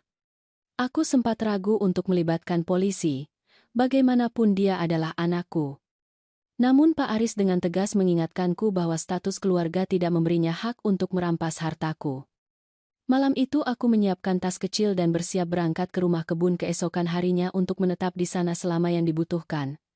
Aku tidak akan membiarkan mereka merampas apa yang sudah kuraih dengan susah payah seumur hidup. Untuk pertama kalinya setelah berminggu-minggu, aku merasakan sebuah tekad yang kuat di dalam diriku. Sebelum tidur, kuperiksa kembali seluruh dokumen yang kumiliki. Di antara tumpukan surat lama, aku menemukan bukti-bukti pembayaran cicilan rumah kebun selama bertahun-tahun. Ada kwitansi pinjaman awal, faktur-faktur perbaikan, dan bukti pembayaran pajak. Semuanya atas namaku sendiri. Semuanya membuktikan bahwa properti itu adalah milikku sah. Aku buatkan satu map khusus untuk seluruh bukti-bukti itu. Kusatukan dengan surat pencabutan wewenang dan bukti pemblokiran aset dari Pak Aris. Map itu adalah senjataku. Perlindungan hukumku terhadap segala upaya untuk merampas hartaku. Keesokan paginya, aku naik bus menuju pelosok daerah. Selama di perjalanan, pikiranku tidak pernah berhenti bekerja. Aku memikirkan tahun-tahun yang kuhabiskan untuk membesarkan Joko. Pengorbanan yang sudah kulakukan untuknya. Aku teringat malam-malam tanpa tidur saat dia masih bayi. Kerja lembur demi biaya sekolahnya. Dan saat-saat aku menahan lapar agar dia tetap bisa makan kenyang. Aku bertanya-tanya. Di titik mana semuanya menjadi salah? Kapan anakku mulai berhenti memandangku sebagai ibunya dan mulai melihatku sebagai penghalang untuk mendapatkan uang? Jawaban yang paling masuk akal mungkin ada hubungannya dengan Siti. Dengan segala ambisinya. Dan caranya menilai segala sesuatu hanya dari materi semata. Aku sampai di rumah kebun saat tengah hari. Suasananya tampak tenang. Aku masuk dan memeriksa setiap ruangan untuk melihat apakah ada tanda-tanda orang lain masuk. Semuanya tampak pada tempatnya. Namun aku menyadari ada beberapa detail kecil yang berubah. Sebuah laci yang biasanya kututup rapat, kini sedikit terbuka. Posisi beberapa foto di rak juga bergeser. Aku duduk di sofa ruang tamu dan menoleh ke sekeliling. Setiap barang di rumah ini punya ceritanya sendiri. Lampu di atas meja samping itu kubeli di pasar loak 15 tahun lalu. Setelah tawar-menawar yang alot selama setengah jam sampai aku dapat potongan harga Rp10.000, gordennya kujahit selama satu musim hujan penuh di waktu luang setelah bekerja. Aku putuskan untuk melakukan pemeriksaan lebih dalam. Aku pergi ke meja kerja tempat menyimpan dokumen penting. Aku buka semua laci secara sistematis. Di dasar laci paling bawah, di bawah tumpukan tagihan lama, aku menemukan sesuatu yang membuat jantungku seolah berhenti berdetak. Ternyata ada salinan kontrak jual-beli. Sebuah kontrak di mana rumah kebunku sedang dijual dengan nilai $35.000. Dokumen itu bertanggal 2 minggu yang lalu. Di kolom penjual, tercantum namaku dengan tanda tangan yang sangat mirip dengan tanda tanganku. Padahal aku sama sekali tidak pernah menandatanganinya. Di kolom pembeli ada nama yang tidak kukenal. Sebuah perusahaan dengan nama yang umum. Saksi-saksi yang menandatangani di sana adalah Joko dan Siti. Tanganku gemetar saat memegang kertas itu. Inilah rencana mereka yang sebenarnya. Mereka bukan hanya ingin menilai properti atau sekadar terpikir untuk menjualnya di masa depan. Mereka ternyata sudah menyiapkan kontrak penjualan palsu. Mereka sudah memalsukan tanda tanganku. Mereka sudah punya pembeli fiktif. Yang kemungkinan besar adalah kaki tangan mereka agar transaksi itu terlihat sah. Aku langsung mengambil foto dokumen itu dengan telepon genggamku. Segera aku telepon Pak Aris. Dan dia langsung menjawab di deringan kedua. Kuceritakan apa yang baru saja kutemukan. Aku bisa mendengar napasnya yang memburu di seberang telepon. Dia bilang ini adalah bukti nyata penipuan dokumen. Sebuah kejahatan yang sangat serius. Dia memintaku jangan menyentuh dokumen itu lagi. Biarkan di tempat asalnya. Pak Aris menjelaskan bahwa kami harus bertindak dengan sangat hati-hati. Menurutnya, kontrak itu kemungkinan besar belum sempat dijalankan karena pemblokiran yang kami daftarkan sudah menguncinya. Saat mereka mencoba memproses dokumen itu di kantor pertanahan, mereka pasti terganjal oleh nota keberatan yang sudah kami pasang. Itulah sebabnya mereka menjadwalkan jasa angkutan atau ekspedisi pindahan barang. Jika mereka tidak bisa menjual properti itu secara sah karena sudah kublokir, rencana cadangan mereka adalah mengosongkan rumah dan menguasai tempat itu secara fisik. Begitu mereka menguasai rumah secara fisik, akan jauh lebih sulit bagiku untuk mengambilnya kembali. Terutama jika mereka menghancurkan atau menyembunyikan surat-surat bukti kepemilikanku. Pak Aris bilang sekarang saatnya melaporkan secara resmi ke polisi. Dengan adanya bukti kontrak palsu itu, kami punya cukup bukti untuk menjerat mereka atas percobaan penipuan. Dia memberiku instruksi yang sangat jelas, jangan pergi dari rumah kebun itu.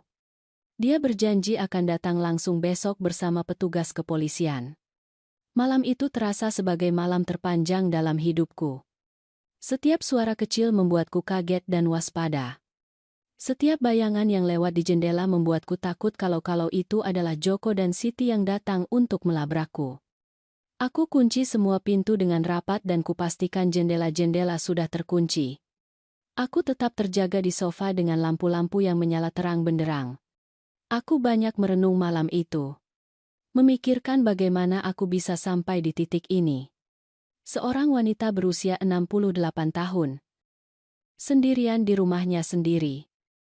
Merasa ketakutan oleh anak kandungnya sendiri. Aku bertanya-tanya apakah aku ibu yang buruk? Apakah aku sudah berbuat kesalahan besar sampai Joko tega melakukan ini padaku? Tapi kemudian aku ingat kembali nilai-nilai yang sudah kucoba tanamkan padanya selama ini. Kejujuran, rasa hormat, dan rasa syukur. Aku memberi contoh nyata dengan bekerja jujur seumur hidup. Tidak pernah mengambil hak orang lain. Dan memperlakukan siapapun dengan martabat yang layak. Jika dia memilih untuk mengabaikan ajaran-ajaranku itu, maka itu adalah tanggung jawabnya sendiri. Bukan salahku. Menjelang subuh, terdengar suara mobil mendekat. Jantungku berdebar kencang. Aku melirik dari jendela dan melihat itu adalah Bu Ratna dengan mobil lamanya. Dia turun sambil membawa keranjang kecil. Aku pun membukakan pintu untuknya. Dia membawakan roti hangat, kopi, dan buah-buahan. Katanya dia menduga aku tidak bisa tidur nyenyak dan ingin memastikan aku punya sarapan yang layak. Kami duduk di dapur dan kuceritakan soal kontrak palsu yang kutemukan. Bu Ratna menggelengkan kepalanya dengan sedih. Dia bilang dia sudah sering melihat kasus seperti ini sepanjang hidupnya. Anak yang tega memanfaatkan orang tua mereka sendiri. Memandang orang tua hanya sebagai sumber uang. Bukan manusia yang layak dihormati dan dijaga. Dia bertanya apakah aku takut dengan apa yang akan terjadi selanjutnya. Aku jawab jujur. Ya, aku takut. Takut harus berhadapan dengan anakku sendiri di depan umum. Takut kehilangan hubungan dengan cucu-cucuku. Dan takut kalau akhirnya aku akan benar-benar sendirian. Namun, aku jauh lebih takut jika aku harus kehilangan segalanya. Kehilangan rumah. Dan kehilangan harga diriku setelah seumur hidup bekerja jujur. Bu Ratna menggenggam tanganku erat. Dia berjanji akan mendampingiku dalam proses apapun yang harus kulalui. Dia tidak akan membiarkanku sendirian menghadapi masalah ini. Dia juga pernah melewati masa-masa sulit dengan keluarganya sendiri. Jadi dia paham betapa sakitnya saat orang yang seharusnya melindungimu justru adalah orang yang paling menyakitimu. Sekitar jam 10 pagi. Pak Aris datang bersama seorang petugas polisi. Polisi itu berusia sekitar 40 tahun dan tampak sangat profesional. Pak Aris memperkenalkan kami secara resmi. Polisi itu memintaku menceritakan kembali seluruh kronologis kejadiannya dari awal. Kami duduk di ruang tamu dan kuceritakan setiap detailnya. Aku tunjukkan kontrak palsu yang kutemukan itu. Polisi itu memeriksanya dengan teliti. Mengambil foto. Lalu memasukkannya ke dalam kantong bukti. Dia menanyakan beberapa hal spesifik tentang tanda tangan. Kapan kira-kira aku menandatanganinya? Dan apakah aku kenal dengan saksi-saksi di sana? Aku jawab semuanya dengan sejujur-jujurnya. Polisi itu menjelaskan bahwa perbuatan ini termasuk pemalsuan dokumen dan percobaan penipuan aset. Dia bilang mereka bisa membuka penyelidikan resmi. Tapi aku harus siap dengan segala konsekuensinya. Artinya, Joko akan diperiksa dan mungkin akan menghadapi tuntutan pidana. Kukatakan padanya bahwa meski hatiku sakit, aku harus melindungi apa yang menjadi hakku. Pak Aris lalu menjelaskan langkah-langkah pencegahan yang sudah kami lakukan. Polisi itu mengangguk setuju.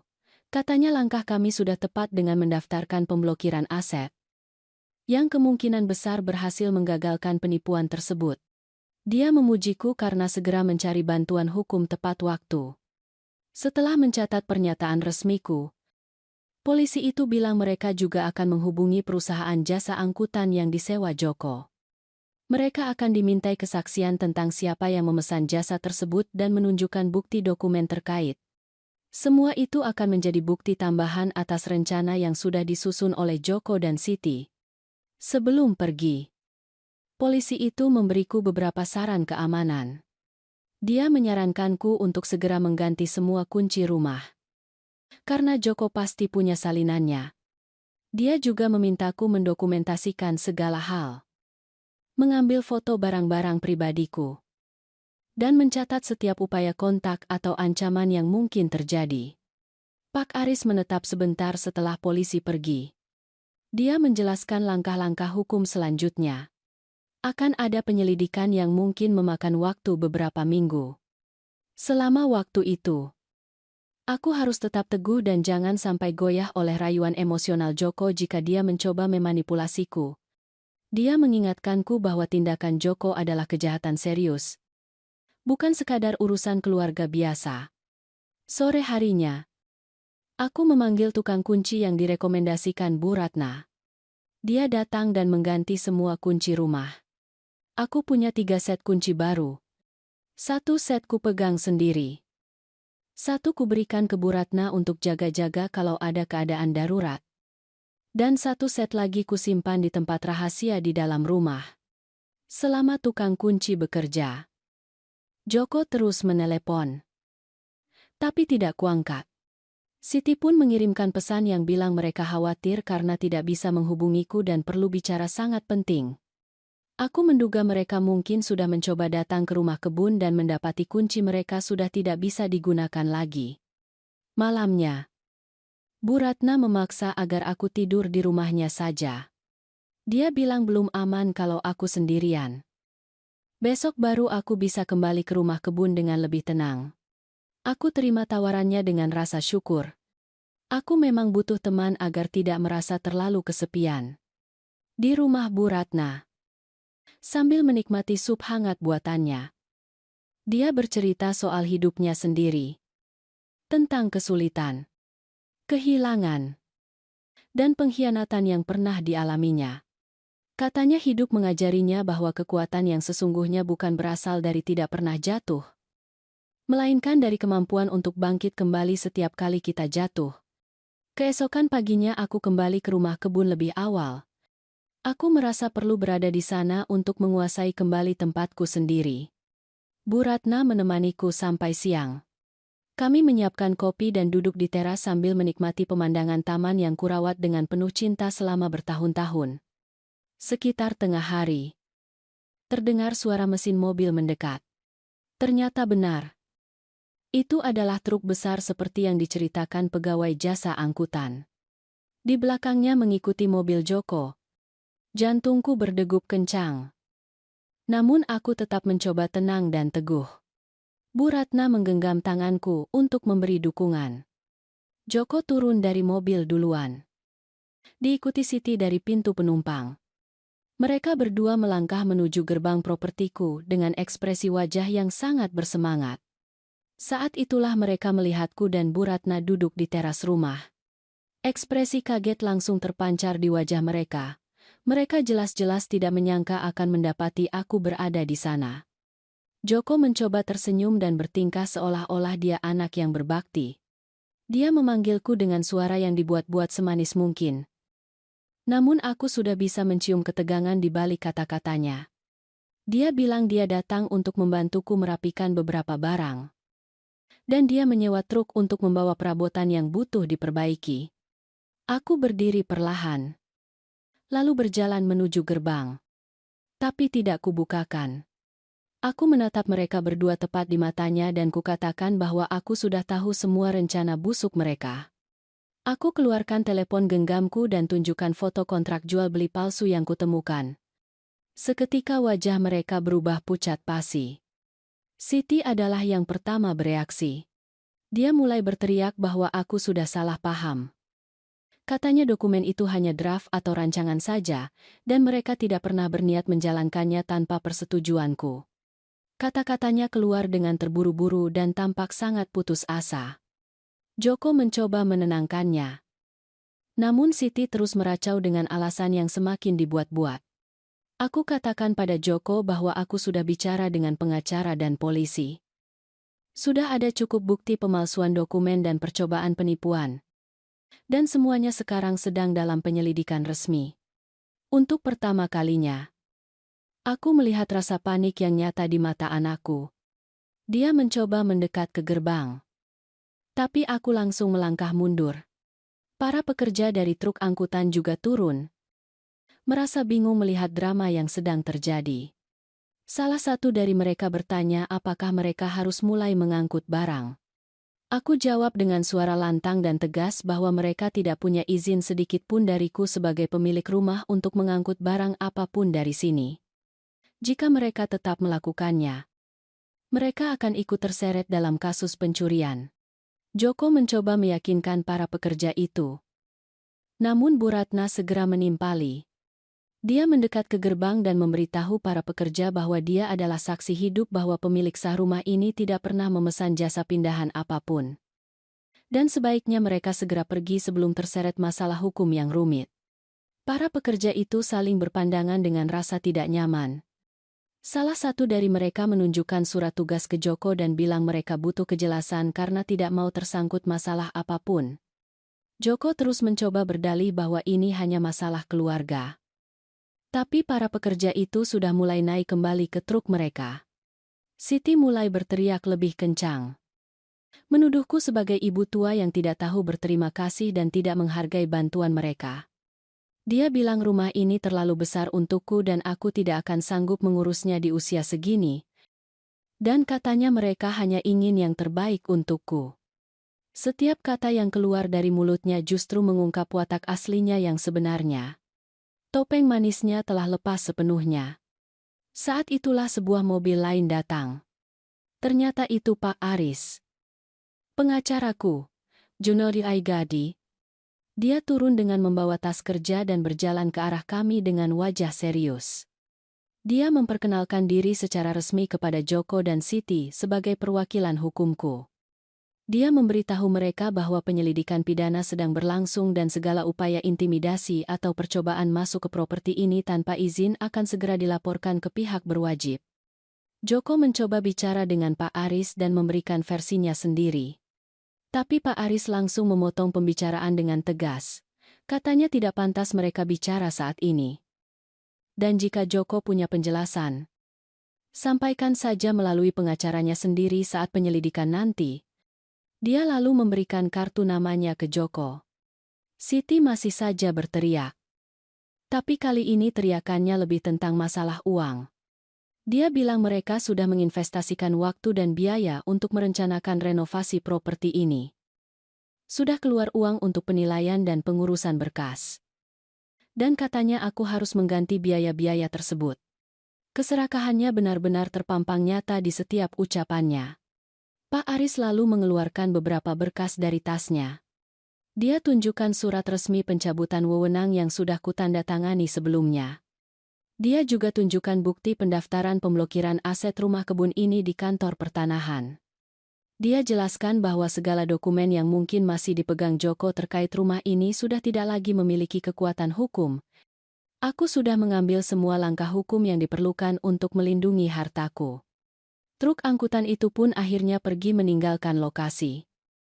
Meninggalkan Joko dan Siti yang berdiri sendirian di depan gerbangku.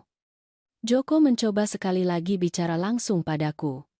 Suaranya kali ini terdengar memelas. Dia bilang aku adalah ibunya dan aku tidak boleh melakukan ini padanya. Dia minta aku memikirkan cucu-cucuku dan keutuhan keluarga. Hatiku sempat tersayat mendengar dia menyebut-nyebut cucu-cucuku. Aku memang sangat merindukan mereka. Namun aku tetap teguh pada pendirianku. Kukatakan pada Joko bahwa dialah yang memilih untuk mengkhianatiku. Dialah yang merencanakan untuk merampas hartaku yang kurai dengan susah payah seumur hidup. Segala konsekuensi dari perbuatannya adalah tanggung jawabnya sendiri. Bukan salahku. Siti mencoba merangsek maju dan mendorong pintu gerbang. Tapi Bu Ratna segera menghalanginya.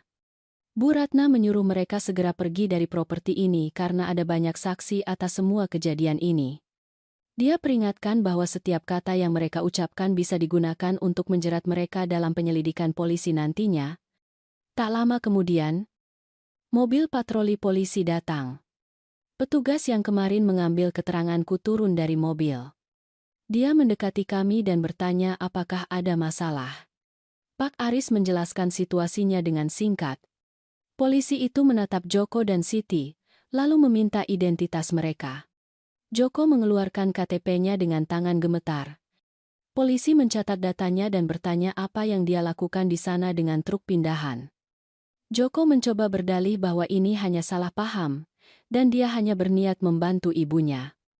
Polisi itu langsung memotongnya dan bilang dia sudah tahu soal penyelidikan yang sedang berjalan. Petugas itu lalu memberikan peringatan keras kepada Joko dan Siti agar jangan pernah mendekati properti ini lagi tanpa izin dari pemilik sah. Pelanggaran atas peringatan ini akan berakibat pada penangkapan seketika. Dia perintahkan mereka berdua segera meninggalkan lokasi saat itu juga. Joko hanya bisa mengangguk terpaksa. Merasa kalah telak. Sebelum pergi, dia menatapku untuk terakhir kalinya. Ada air mata di matanya. Tapi aku tidak tahu apakah itu air mata penyesalan atau sekadar rasa frustrasi karena rencananya gagal total. Aku ingin percaya masih ada sisi baik dari anak yang kubesarkan dulu. Tapi tampaknya anak itu sudah lama hilang.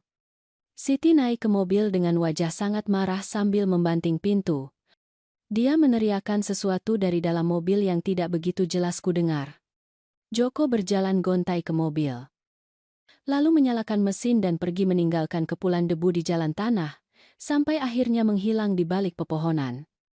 Setelah mereka pergi, suasana menjadi sangat hening. Aku tetap berdiri di dekat gerbang.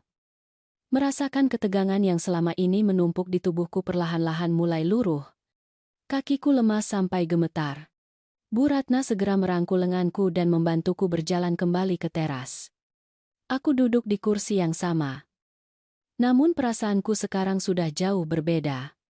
Polisi itu mendekat dan bertanya apakah aku baik-baik saja. Aku jawab ya. Aku masih merasa kaget, tapi aku baik-baik saja. Dia mengingatkanku untuk segera meneleponnya jika Joko atau Siti mencoba menghubungiku atau datang lagi ke sini.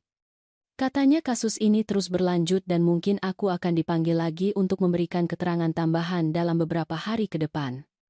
Pak Aris duduk di sampingku. Dia menjelaskan betapa pentingnya kejadian barusan. Kami punya banyak saksi, termasuk petugas polisi, yang melihat Joko datang dengan truk pindahan untuk mencoba mengangkut barang-barangku tanpa izin. Kejadian ini sangat memperkuat bukti percobaan penyerobotan harta yang sedang kami tuntut. Hari-hari berikutnya terasa agak aneh bagiku. Di satu sisi, aku merasa sangat lega karena sudah menghadapi masalah ini dan melindungi hartaku.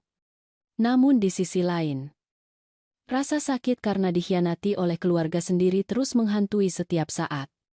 Kini aku benar-benar merasa rumah kebun ini sebagai tempat perlindungan yang aman. Bu Ratna pun menjadi sahabat sejatiku selama masa-masa sulit itu. Dia mengunjungiku setiap hari. Kami sering minum kopi bersama sambil membicarakan kehidupan. Dia bercerita soal masa mudanya dan kesulitan yang pernah dia alami. Aku pun berbagi kenangan yang sudah lama ku pendam sendirian. Persahabatan yang muncul di tengah krisis ini benar-benar anugerah yang tidak terduga bagiku. Pak Aris terus memberiku informasi soal jalannya penyelidikan. Polisi sudah memeriksa Joko dan Siti.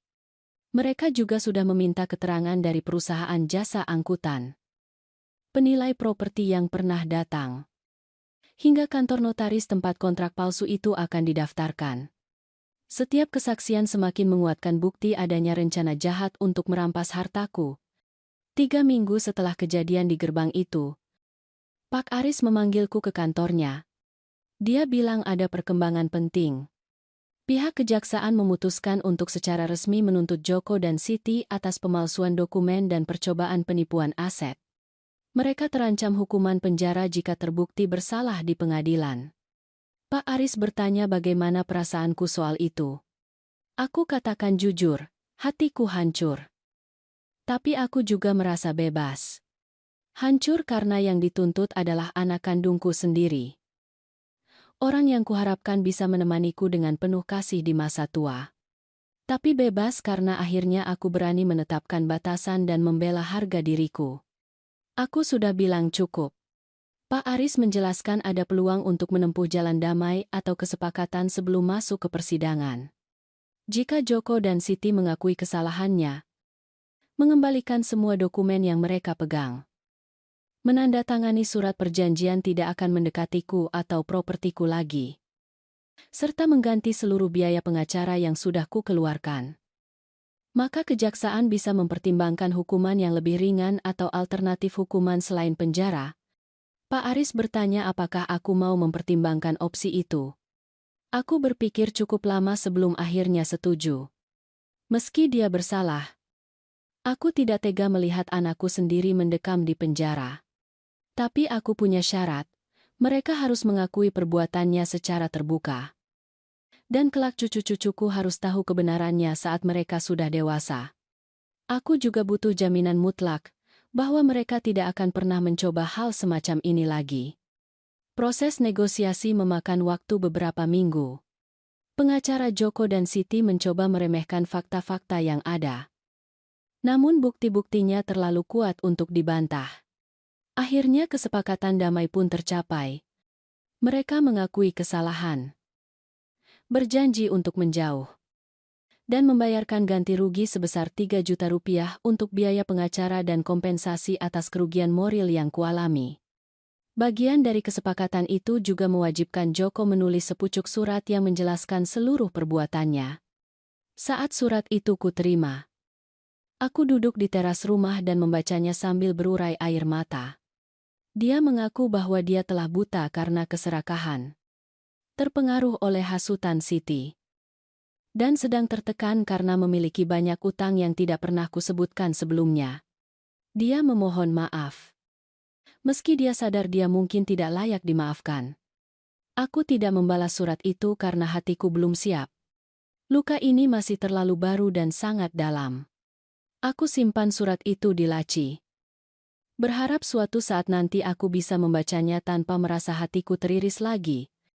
Namun hari itu belum tiba. Bulan-bulan pun berlalu. Aku fokus untuk menyembuhkan luka batin dan membangun kembali hidupku. Aku dan Bu Ratna menjadi semakin tak terpisahkan. Dia mengajariku cara merajut, kegiatan yang dulu tidak pernah sempat kupelajari karena terlalu sibuk bekerja. Sebaliknya, aku ajarkan dia resep-resep masakan andalanku yang sudah kusempurnakan selama puluhan tahun. Kami saling menemani dalam kesendirian yang kami jalani. Aku pun mulai aktif ikut kegiatan masyarakat setempat. Ada perkumpulan ibu-ibu lanjut usia yang rutin bertemu setiap hari Selasa di balai pertemuan desa terdekat. Iseng-iseng aku ikut sekali. Dan ternyata aku bertemu dengan sekelompok wanita yang sangat kuat. Mereka juga punya perjuangan hidup masing-masing dan langsung menerimaku sebagai bagian dari mereka. Salah satu dari mereka, Ibu Siska, punya cerita yang mirip denganku. Anaknya pernah mencoba menyatakannya tidak waras agar bisa menguasai seluruh hartanya. Ada lagi Ibu Sari, yang rumahnya sempat dirampas oleh keponakannya sendiri. Namun berhasil dia rebut kembali setelah perjuangan hukum selama 2 tahun. Cerita mereka menyadarkanku bahwa aku tidak sendirian. Dan kasus pelecehan atau perampasan harta keluarga semacam ini ternyata lebih umum terjadi daripada yang kubayangkan. Bersama-sama, kami mulai mengadakan diskusi informasi di lingkungan warga. Kami undang Pak Aris untuk memberikan penjelasan soal hak-hak orang lanjut usia, cara melindungi diri dari perlakuan salah anggota keluarga, dan tanda-tanda bahaya apa saja yang harus diwaspadai. Acara diskusi itu selalu penuh sesak, ternyata memang banyak sekali yang butuh informasi ini. Aku sadar bahwa pengalaman pahitku ternyata bisa bermanfaat untuk membantu orang lain. Untuk pertama kalinya, aku berani menceritakan kisah hidupku secara terbuka di depan peserta diskusi. Rasanya sulit. Aku sampai menangis saat bicara. Namun setelah itu aku merasa beban di pundakku seolah terangkat. Banyak ibu-ibu yang mendatangiku setelah acara selesai untuk berterima kasih dan bilang bahwa keberanianku sudah menginspirasi mereka. 6 bulan setelah kejadian di gerbang rumah, aku menerima surat yang tidak terduga. Surat itu dari Dimas, cucu tertuaku. Meski baru berusia 8 tahun. Kata-katanya ditulis dengan sangat hati-hati. Dia bilang dia sangat merindukanku. Dia tidak paham kenapa kami sudah lama tidak bertemu. Tapi dia tahu kalau orang dewasa kadang punya masalah yang rumit. Dia kirimkan gambar rumah kebunku yang dikelilingi banyak bunga. Aku menangis saat membaca surat itu. Cucu-cucuku tidak bersalah atas perbuatan orang tua mereka. Mereka tetap berhak mengenal eyangnya. Akhirnya aku membalas suratnya dengan bahasaku sendiri. Menjelaskan secara sederhana sesuai usianya bahwa keluarga kadang melewati masa-masa sulit. Namun kasih sayangku padanya dan adiknya tidak akan pernah berubah. Sejak saat itu, kami mulai saling berkirim surat. Di dalam surat-surat itu, aku tidak pernah menjelek-jelekan orang tua mereka atau membebani mereka dengan detail pengkhianatan yang terjadi. Aku hanya berbagi cerita, mengirimkan gambar, dan meyakinkan mereka betapa aku mencintai mereka. Itu adalah hubungan kecil namun sangat berarti bagiku. Sebuah titik terang di tengah rasa sakit hati. Hidupku pun menemukan irama barunya yang tenang.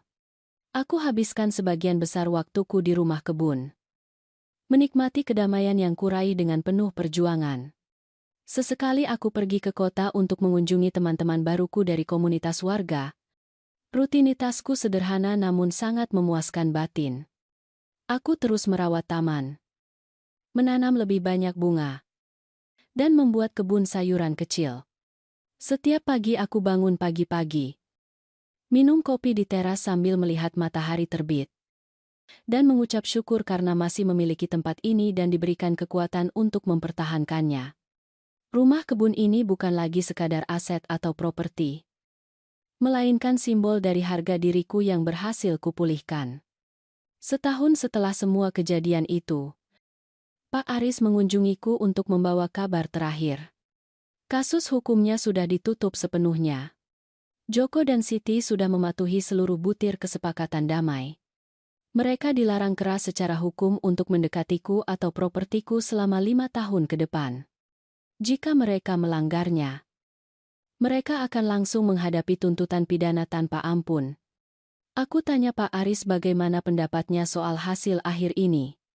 Dia bilang dia sangat puas karena kami berhasil melindungi hartaku, memberikan konsekuensi yang jelas bagi mereka yang berniat jahat, dan menciptakan preseden atau contoh yang bisa membantu orang lain dalam situasi serupa. Dia memuji keberanianku.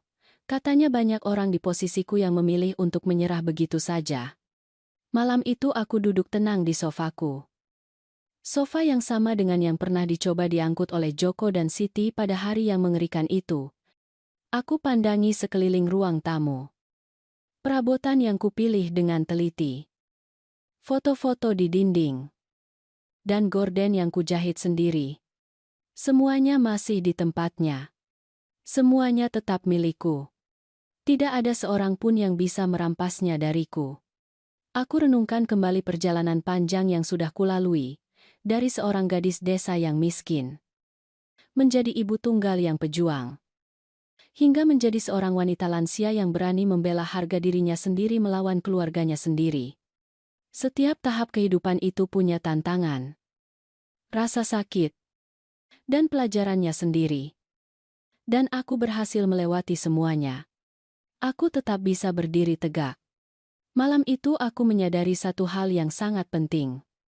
Nilai diriku sebagai manusia tidak pernah tergantung pada seberapa banyak uang yang kupunya. Atau apakah keluargaku menghargaiku. Atau apakah aku memenuhi harapan orang lain. Nilai diriku berasal dari dalam hatiku. Dari keputusan yang kuambil setiap hari. Dari caraku menghadapi kesulitan. Dan kemampuanku menjaga integritas diri meskipun dalam situasi sulit sekalipun. Di usiaku yang 68 tahun ini, akhirnya aku belajar untuk mendahulukan diriku sendiri tanpa merasa bersalah. Aku belajar bahwa menetapkan batasan bukanlah bentuk keegoisan, melainkan bentuk pertahanan hidup atau cara untuk bertahan. Aku belajar bahwa kasih sayang yang tulus tidak akan pernah memintamu mengorbankan harga diri atau rasa amanmu. Jika aku boleh berpesan kepada wanita seusiaku yang mungkin sedang mengalami hal serupa, aku akan katakan ini, tidak pernah ada kata terlambat untuk membela dirimu sendiri. Tidak peduli siapapun orang yang mencoba menyakitimu. Meskipun dia adalah keluarga sendiri. Kamu berhak melindungi apa yang menjadi milikmu. Kamu berhak menikmati masa tuamu dengan tenang, penuh martabat, dan dikelilingi oleh orang-orang yang benar-benar menghargaimu dengan tulus. Jangan pernah takut untuk mencari bantuan dan jangan pernah takut untuk bicara jujur. Masih banyak profesional dan komunitas yang siap mendukungmu. Dokumentasikan segala sesuatu. Dan percayalah pada instingmu jika merasa ada sesuatu yang tidak beres. Kasih sayang keluarga yang sesungguhnya tidak akan pernah dibarengi dengan manipulasi atau tipu daya. Saat matahari mulai terbenam hari itu, aku merasa sangat damai dalam ketenanganku sendiri. Satu hal yang harus diingat sebagai pelajaran bagi kita semua adalah kejujuran dan rasa hormat kepada orang tua adalah fondasi utama sebuah keluarga. Tanpa itu, Sebuah hubungan darah tidak akan ada artinya. Kesabaran dan keikhlasan akan membawa keadilan pada waktunya. Dan kejujuran akan selalu menjadi pelindung terbaik bagi siapapun yang berjalan di jalannya.